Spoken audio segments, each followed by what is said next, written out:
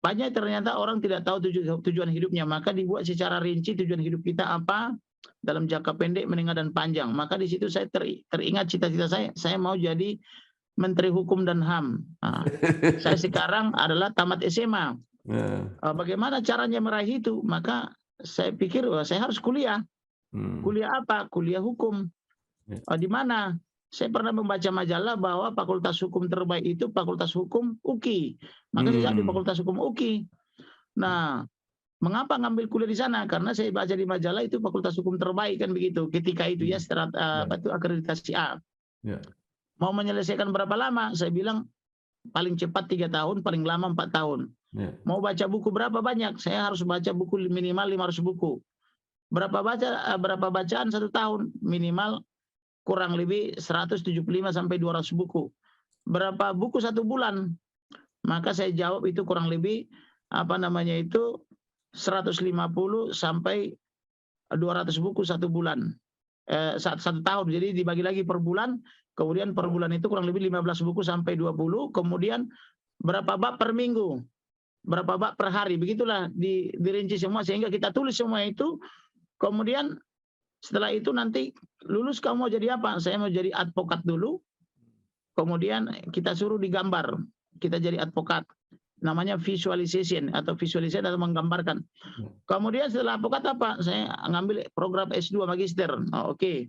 Setelah itu bagaimana? Saya ambil program doktor kan begitu. Setelah doktor masuk partai politik. Dari partai politik lah nanti dipromosikan jadi menteri. Begitulah kita bikin alur ceritanya.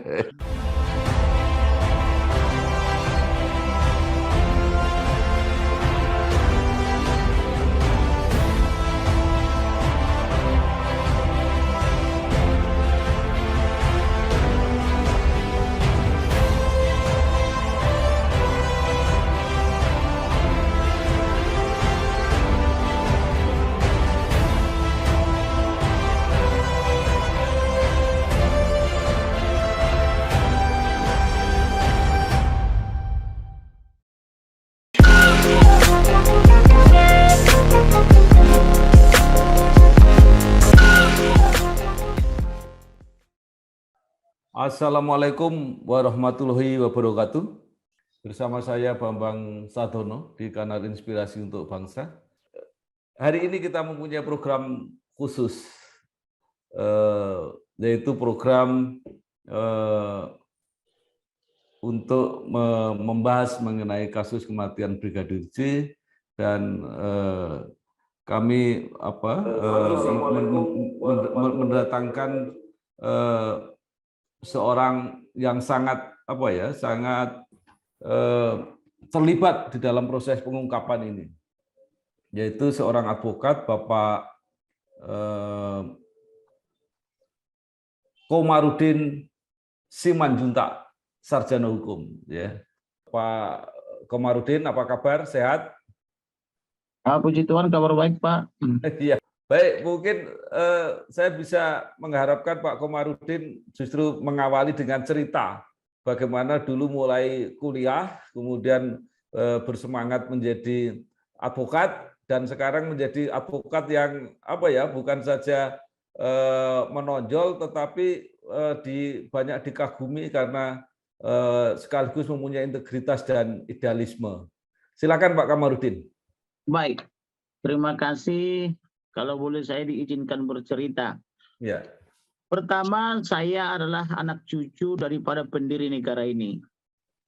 Dulu opung saya 3 orang ditangkap Belanda, 2 dipotong lehernya, yaitu Bakhtiar Siahaan, yaitu tulangnya bapak saya, dan Maiman Siahaan. Bakhtiar Siahaan ini adalah ketua perjuangan kemerdekaan.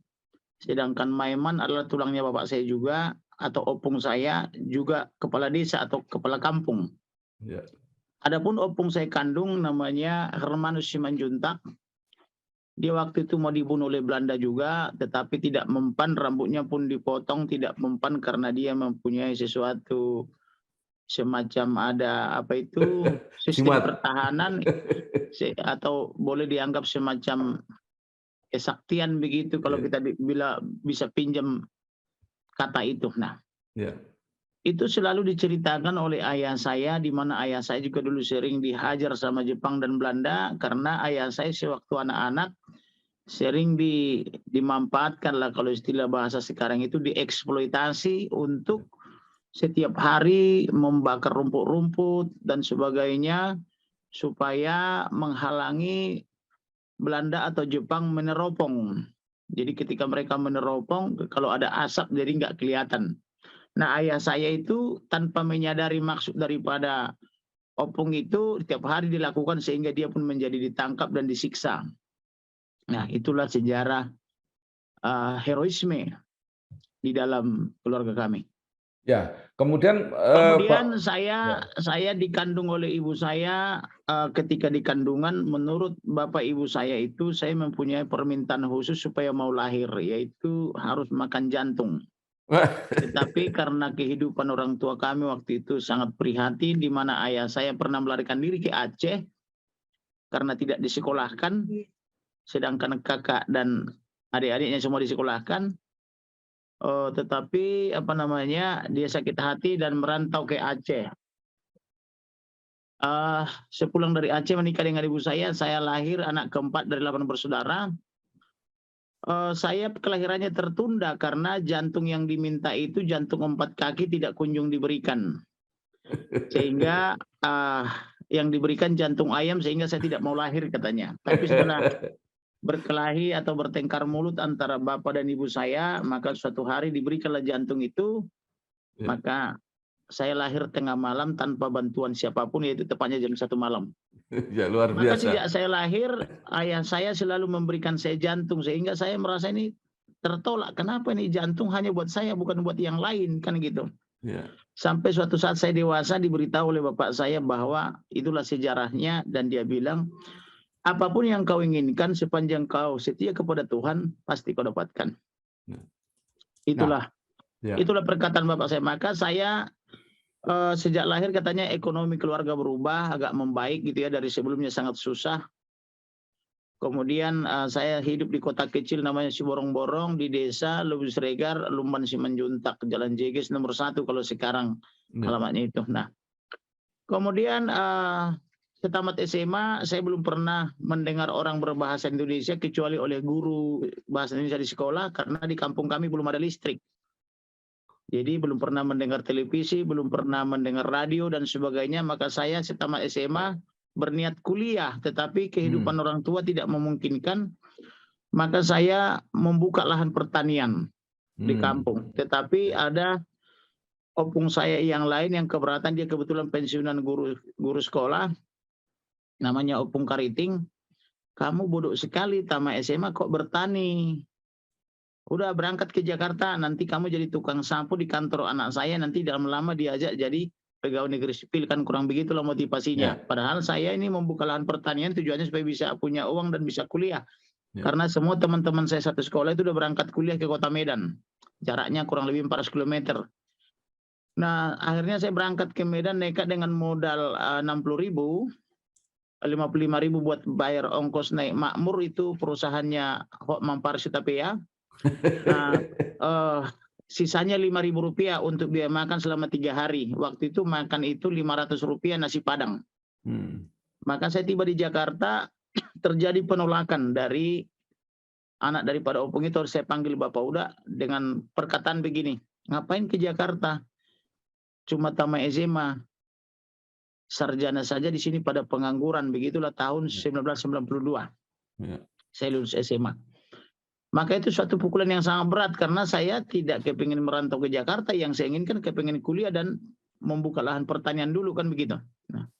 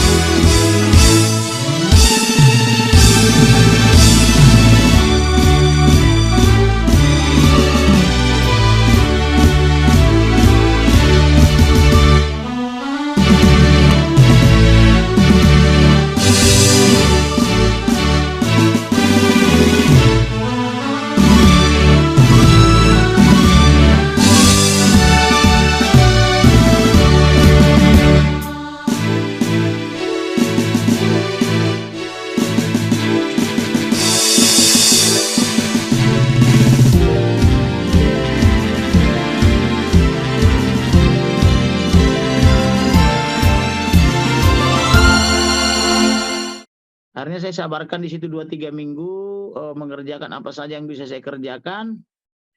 Sampai pada suatu hari, Bapak udah ini mengatakan, "Berminat nggak berdagang? Kamu mending belajar dulu berdagang deh, ikut seseorang," gitu loh. Seseorang ini, mohon maaf, dia overlapping menjelaskan bahwa berdagang itu penghasilannya hebat. Tetapi setelah saya ikut orang yang dimaksud itu, ternyata dia hanya mengontrak di sana rumah yang sangat kecil di ganggang. Kalau kita masuk pun lupa kita pulangnya kemana, saking dalamnya ke dalam daerah Kebon Singkong, Jakarta Timur. Daerahnya itu juga sangat seram, banyak peredaran narkoba, prostitusi dan sebagainya. Dan kami di situ dengan gubuk yang tidak ada toiletnya, hanya disikat-sikat gorden. Maka ini tidak masuk akal saya. Bagaimana saya hidup bersama orang ini, anaknya kecil-kecil dan dia suami istri masih muda, sedangkan kakak adiknya juga di situ, hanya disikat gorden, rumahnya sekotak dibagi 3. Akhirnya saya keluar dari situ karena menurut saya tidak etis tidur bersama anak gadis dengan suami istri, maka saya tinggal di kolong jembatan. Maka sejak saat itu resmilah saya gelandangan di kolong jembatan Klender Jakarta Timur. Tetapi saya bilang kepada teman-teman, kitalah sesungguhnya orang paling kaya raya karena di atas rumah kita lewat mobil, truk dan sebagainya untuk menghibur diri. Setiap malam kami digerayangi oleh bencong dan tukang copet karena dikira kita ada uang, maka ketika tidur beralaskan koran dan triplek itu, malam hari selalu digerayangi oleh para bencong-bencong yang operasi malam hari di kolong jembatan itu. Tetapi dompet kita, kalaupun ada isinya Rp1, Rp2, udah kita titipkan ke tukang sayur. Kemudian suatu ketika saya mencuci baju di stasiun Klender Jakarta Timur. Itu kalau cuci baju itu bayarnya sekitar 500, berikut dengan mandi, tapi kalau hanya mandi saja sekitar 200-300 rupiah. Baru saja saya jemur baju ini di pinggir rel, di pagarnya itu, tahu-tahu sudah hilang dan sudah diperjualbelikan di Loakan. Loakan itu maksudnya tempat penjualan baju bekas.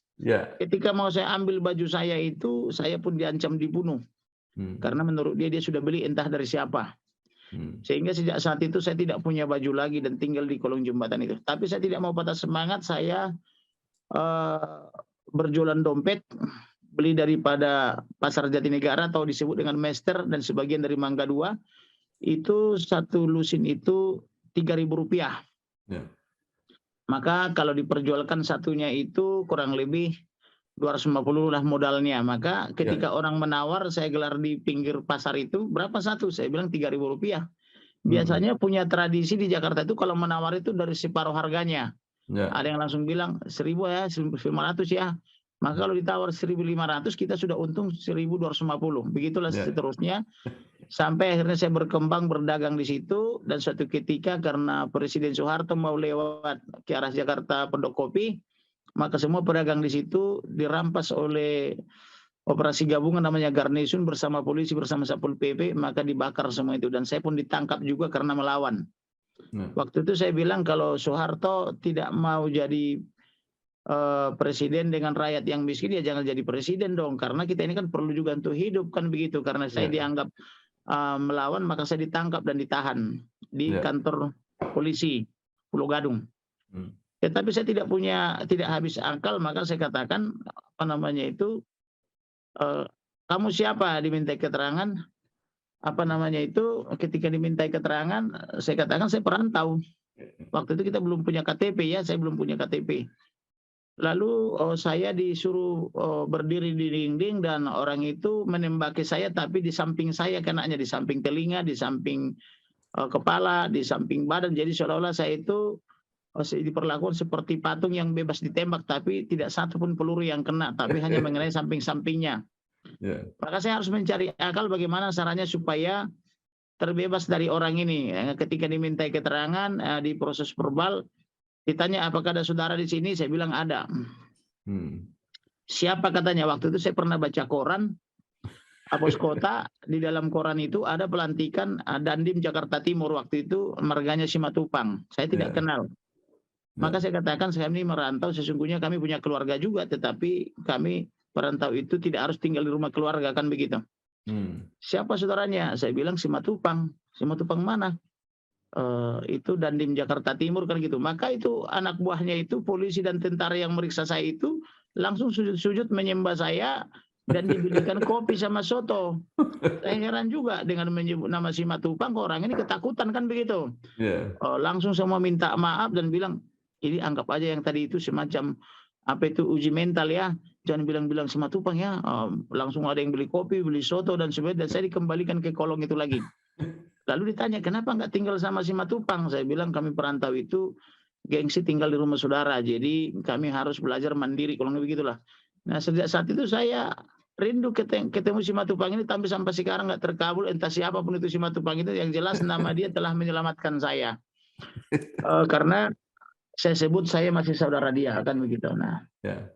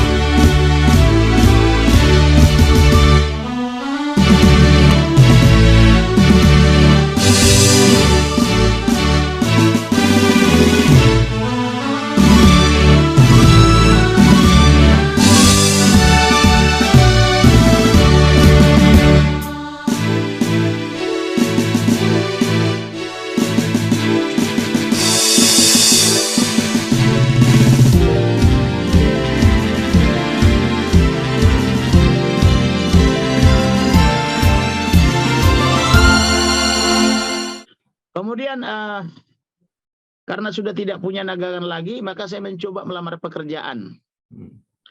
Saya melamar pekerjaan itu di Hotel Ciputra. Waktu itu grand opening 1992-1993. Di salah satu restoran Jepang, namanya Kurumaya Noodle Restaurant. Yeah. Nah, ketika saya melamar, saya tidak mengerti bahasa basi. Rupanya di Pulau Jawa ini ada namanya bahasa basi. Ketika kita mau memasukkan lamaran, dia bilang, nanti dipanggil. Kata nanti dipanggil itu saya anggap suatu harapan. Maka saya terus mendatangi perusahaan itu kapan saya dipanggil. Sampai akhirnya mereka bosan, diberikan nomor telepon, saya telepon terus dari telepon koin. Kemudian saya datangi lagi, bosnya namanya Hendra juga, orang Chinese. Dia tidak di kantor, maka saya minta alamat rumahnya di Jalan Dr. Mawardi 3. Depan Trisakti. Maka saya jumpai ke rumahnya, yang ada cuma istrinya, masih muda, waktu itu pakai daster. Dia bilang, mau ngapain? Dek, saya mau ketemu Pak Hendra. Dia bilang saya akan dipanggil, tapi tidak pernah dipanggil gitu loh. Maka dia tidak membukakan rumah, karena biasa rumah orang Chinese itu kan, jangankan kucing, tikus pun tidak bisa masuk, karena dipakai teralis yang sangat halus kan begitu. Maka dia bilang, udah nanti saya sampaikan, besok datang lagi aja ke kantor kan begitu. Maka besoknya saya datang, habis saya dimarahin sama Pak Hendra ini.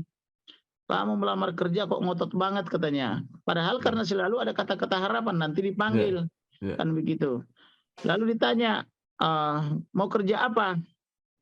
Maka saya jawab, saya sudah mulai sedikit tertular dengan bahasa Jakarta. Apa saja yang penting halal. Di kampung saya tidak ada bahasa seperti itu. Tapi di Jakarta, karena sering saya dengar bahasa-bahasa seperti itu dari Masjid Al-Makmur yang di Klender itu, di samping pasar itu, bahwa ada perkataan apa saja yang penting halal, maka saya jawab apa saja yang penting halal. Nah, lalu ditanya, mau jadi janitor katanya. Maka saya tidak mengerti bahasa Indonesia, saya belum lulus, apalagi janitor kan begitu. Saya bilang apa saja yang penting halal. Rupanya janitor itu adalah mencuci piring. Saya dibawa ke dapur, diperkenalkan sama saya spon.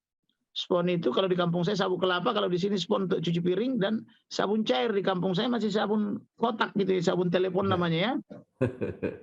Maka saya cucilah piring ini 1, 2, tapi air mata saya menetes tanpa sadar, karena di kampung saya termasuk pemuda yang ganteng juga, tetapi di kampung saya itu pantang laki-laki mencuci piring, tapi ini kok saya harus cuci piring kan begitu. Begitu saya cuci yang piring yang ketiga, keempat, rupanya diintip juga sama Pak Hendra itu, saya dipanggil lagi. Dia bilang, baru kau orang Batak mau cuci piring katanya. Loh kok Bapak tahu? Saya bilang, biasanya orang Batak itu grogol-grogol kampung Melayu kan begitu, kalau enggak tambal ban katanya. Ya, saya Pak merantau, yang penting saya dapat pekerjaan yang halal, jadi saya tidak masalah melakukan ini kan begitu. Lalu ditanya, bisa bahasa Inggris? Katanya. Saya bilang bisa. Karena kalau kerja di sini harus bisa bahasa Inggris. Coba bahasa Inggris katanya. That's a window, that's a floor. Saya bilang gitu. Apa itu? Itu jendela, itu apa? Lantai. Saya bilang. Bukan begitu Pak. Conversation katanya. Nanti saya pelajari, saya pasti bisa. Saya bilang. Maka sejak saat itu saya disalam sama dia, kita bersaudara. Kita bersaudara, tadi kamu golongan 1, sekarang kamu saya angkat jadi, tadi kamu golongan 1, sekarang saya angkat jadi golongan 5. Apa itu Pak golongan? Tadi kamu dengan pekerjaan yang paling rendah yaitu cuci piring. Sekarang kamu menjadi golongan 5, saya angkat jadi customer service. Tetapi harus belajar bahasa Indonesia yang baik dan benar dan belajar bahasa Inggris. Jadi kamu setara kasir katanya. Jadi saya hanya lulus ujian cuci 3-4 piring saja sudah jadi customer service. Itulah hebatnya Tuhan kita. Yeah. Nah, sejak saat itu karena di sana itu masih restoran baru atau hotel baru, rata-rata teman-teman saya, teman kerja itu orang Jawa dan Sunda. Satu-satunya orang Batak di situ cuma saya. Jadi saya dipanggil Ucok.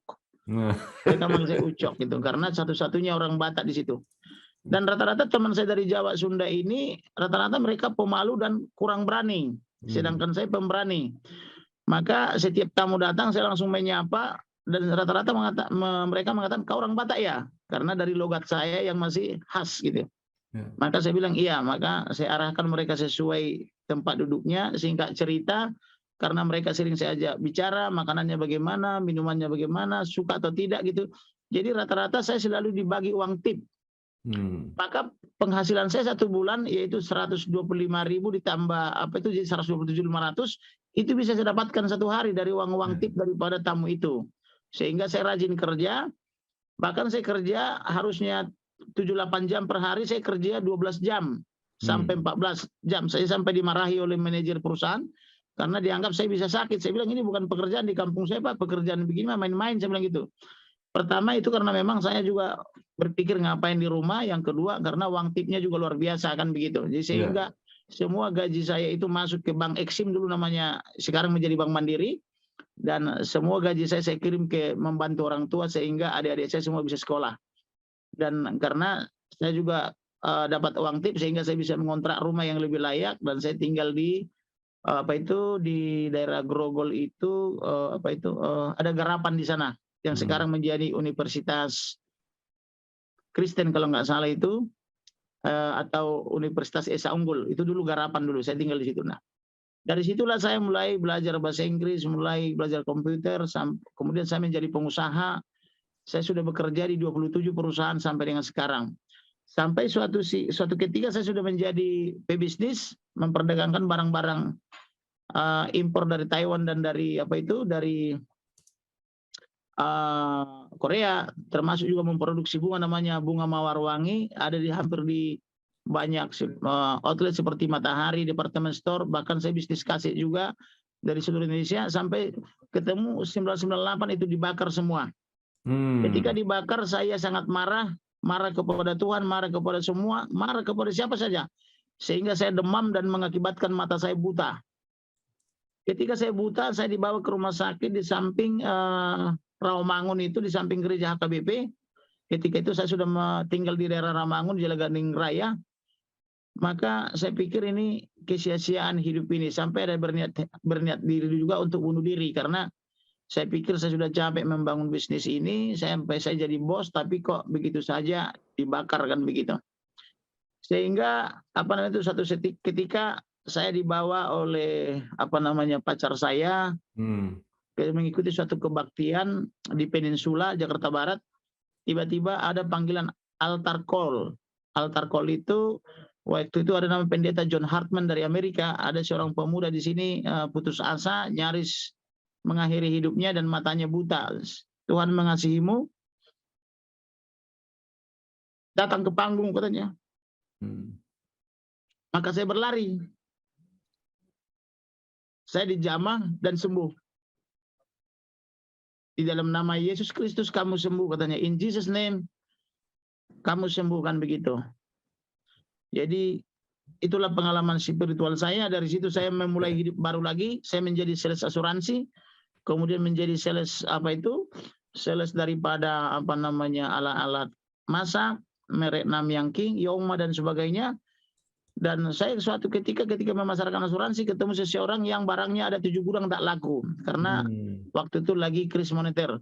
Tetapi puji Tuhan melalui ibu ini saya dagangkan semua dagangannya 7 gudang itu sampai saya punya uang. Saya sama pacar saya bisa membangun rumah di Tangerang, membangun rumah di Siborong-Borong, bahkan sisanya bisa menikah. Padahal ketika hidup saya berkecukupan saya tidak pernah terpikir membangun rumah. Nah, kemudian sejak saat itulah saya menikah tahun 2020 tanggal 18 Maret. Kemudian saya kuliah.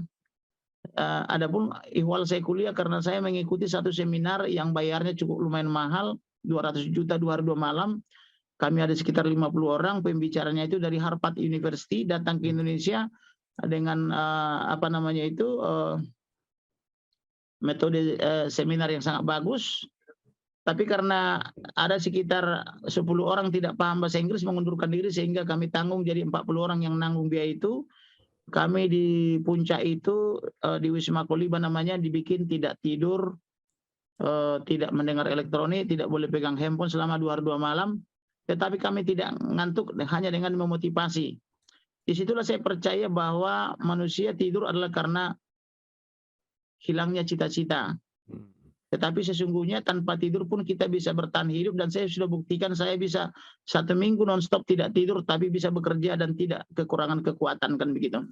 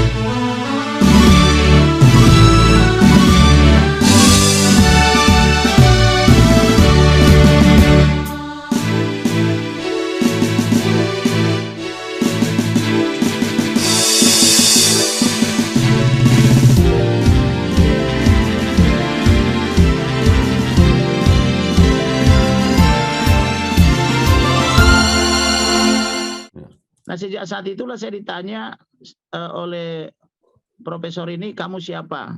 Maka saya harus jelaskan siapa saya sejak di kandungan ibu. Kemudian ditanya lagi, apa tujuan hidupmu?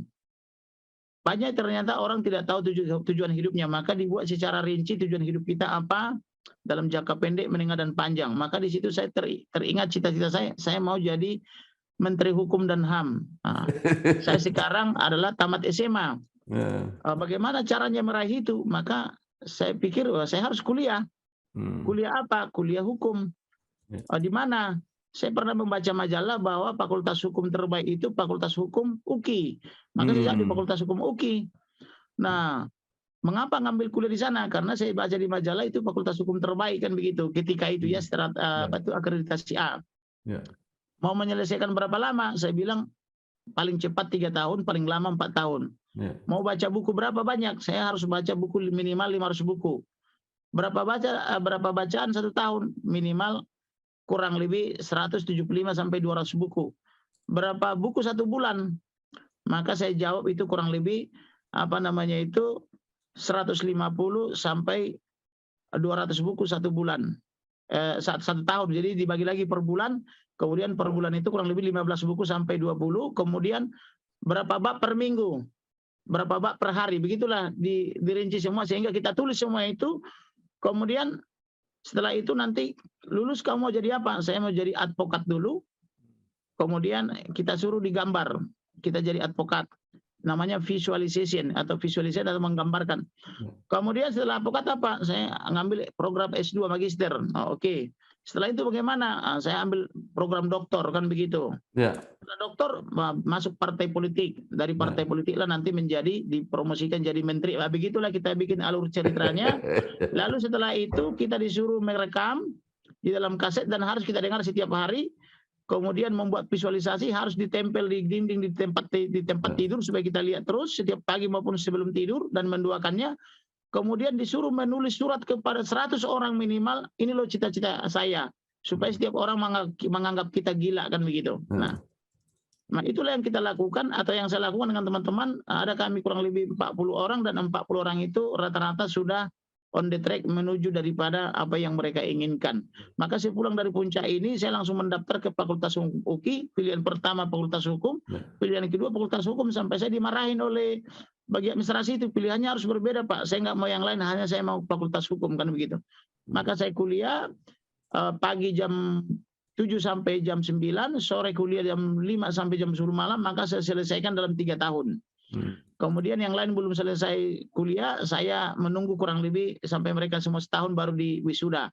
Saya lulusan terbaik, nilai saya rata-rata A+, saya bisa menyelesaikan 24 sampai 36 SKS satu semester, walaupun dibatasi hanya 24 SKS, tapi karena saya sudah rata-rata membaca buku itu semua sebelum kuliah, maka saya diizinkan sampai mengambil 36 SKS satu semester, sehingga saya lulus sangat cepat dan saya dapat predikat cum laude, kan begitu. Begitulah kira-kira. Lalu kemudian setelah itu saya mengambil PKPA angkatan pertama, pendidikan khusus profesi advokat. Kemudian saya membuat tryout, saya melatih 50 calon advokat, saya pun belum jadi advokat dan berhasil lulus 49, yang gagal cuma 1 gitu loh. Itulah kira-kira pengalaman saya sehingga saya menjadi advokat, begitu kurang lebih. Terima kasih. Baik. Pak Kamarudin, jadi tahun berapa lulus sarjana hukumnya itu? Saya kuliah 2001 atau 9 tahun pasca saya lulus SMA, saya selesai kuliah itu 2004, jadi 3 tahun. Kemudian 2005 saya ikut PKPA, magang 2 tahun, 2007 saya disumpah menjadi advokat. Tetapi ketika saya kuliah semester 1, saya sudah aktif di LBH kampus. Ketika saya aktif di LBH kampus, kasus pertama yang kami tangani itu adalah membela sejumlah anggota BIN yang disersi, maksudnya yang disersi dari Ambon karena terjadi friksi waktu itu, ada perang antar intelijen. Akibat kesalahan pengguna intelijen, waktu itu Presiden mengatakan bahwa dia mendapat informasi A1 dari intelijen BIN, sehingga intelijen BIN itu dimusuhi oleh intelijen lain, sehingga mereka ketakutan di Ambon dan mereka keluar dari situ. Setelah keluar, dipecat semua mereka yang keluar itu dan meminta pertolongan kepada LBH kami, dan saya salah satu beruntung diikutkan jadi pembela Intel, sehingga sejak saat itulah saya tertarik dengan dunia intelijen gitu. Ya, baik. Jadi lulus sarjana hukum, kemudian menjadi advokat, tetapi langkah berikutnya untuk kuliah S2 dan doktor belum? Saya sudah kuliah S2 dan sebentar lagi ada rencana kalau sudah wisuda S2 itu akan ambil program doktor gitu.